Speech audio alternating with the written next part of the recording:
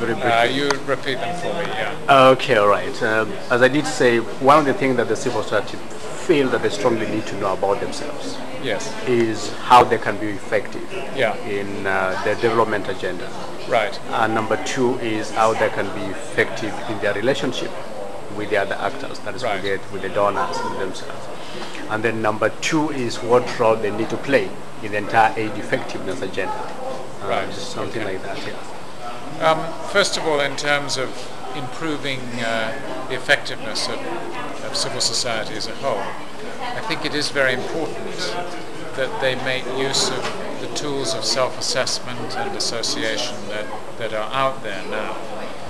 One of the ones that I think can be most effective and also most convincing to governments and to donor communities is some kind of voluntary code of ethics or association agreement, partnership agreement if you like, which can operate at both international and at national levels. And this is a way of, first of all, professionalizing the industry in the right way, as well as showing to the world, to the public, to governments, to the international community, that civil society is prepared to be held accountable to the same kind of standards that it rightly insists that governments and the international community should be held to. What was the second question? The second question is, what is the role of the civil society in terms of its relationship with the governments and with the donors? In writing the World Development Report on conflict, security and development, one thing we found in terms of our study of promising transitions away from repetitive cycles of violence was that in all cases there was a valuable partnership between governments and civil society. Now, the forms of civil society organization varied according to the country, according to the period of history. But in no transitions that I'm aware of can you do without both of those key elements. Now, a good illustration of that was provided to me a few weeks ago when I was in Belfast.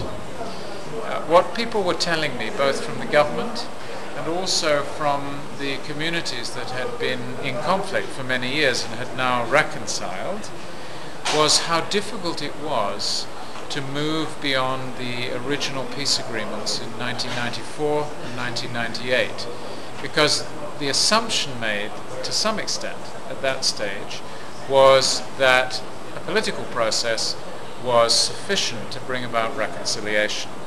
And what they learned through some quite bitter experience was that the real reconciliation has to take place at a community level. And in order to preside over that, the government must rely on the communities and on the organizations that emanate from them. Just as those community organizations or CSOs have to understand the limitations and the role of government. And I think in the last 3 or 4 years, in the Northern Ireland case, you've seen an increasing awareness of how interdependent the two parties are. What do you think is causing the worsening relationship in the last 4 or 5 years between civil society and governments?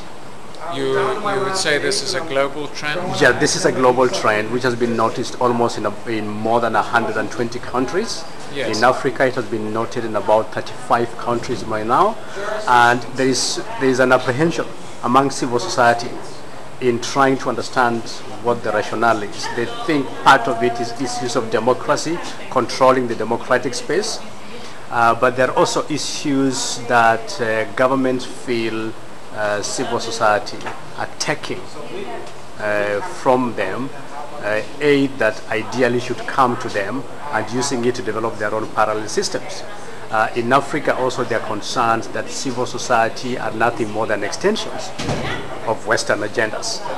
And so whenever there is civil society, especially those involved in advocacy, they don't see them as being development partners, they see them as extensions. But I just want to hear what your view is. I think there are two aspects of civil society that is useful to distinguish here. The first is the service delivery role, and the second, if you like, is the advocacy role, the more political role. When it comes to the delivery of services, I think that civil society plays an essential part, particularly in situations where government structures are still forming. But it's also true in any kind of situation. The civil society contributions in the United States and in the UK, for example, are massive and essential. Part of the concern, though, may come from the sense that in some cases civil society is not coordinating properly among itself and with governments, and is part of the overwhelming of a fairly small space in which constructive action is possible in fragile situations. I'll give you one example of that. In our own report, we have identified roughly 10,000 NGOs active today in Haiti after the earthquake. Now, if you can imagine the coordination and the ownership problems associated with that as they present themselves to the government and also indeed to the international community, you can see that concerns arise. To what extent is this massive NGO community truly accountable to the needs and the requirements of the population of Haiti? Now, often those kinds of legitimate questions are asked. Having said that, I would still return to how essential their role is. The best kinds of combinations of government and civil society in the development process tend to occur when both civil society and government can agree that the civil society contribution is part of an overall national strategy. A strategy that is owned by the population, not simply by the government. Right. Now, on the other side, when it comes to the advocacy role of civil society, I think governments are nervous or made nervous by the extent to which information is now publicly available.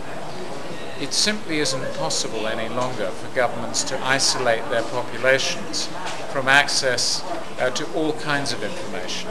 And we've seen just how powerful that knowledge is to citizens in the recent revolutions in the Middle East. Right. This is something that governments essentially have to adjust to and to take on board, because there's no escaping the openness and transparency that is creeping through the world today. Excellent. Thank you very much.